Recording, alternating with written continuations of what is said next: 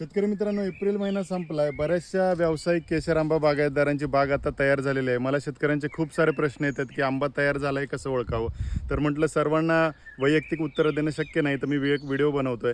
हा तयार झालेला आंबा जो आहे केशरमध्ये, तो जर आपण इथे पाहिला तर माझ्यासमोर आहे.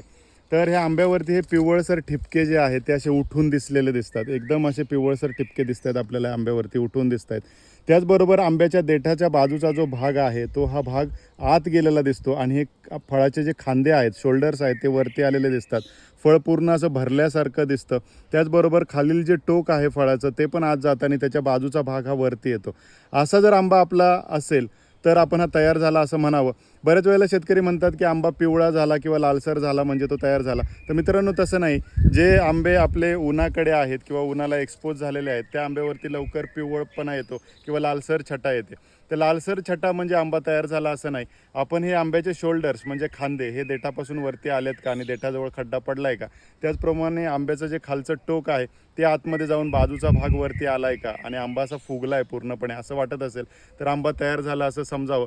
एक सरासरी 250, 250, 300, 350 ग्रॅमपर्यंत पण आंबे आत्ता केशरमध्ये निघत आहेत आणि त्याला एक्सपोर्टची मागणीसुद्धा चांगली आहे. आपले जर काही प्रश्न असतील आंब्याबद्दल तर आम्हाला कमेंटमध्ये द्या किंवा व्हॉट्सअप केलं तरी चालेल.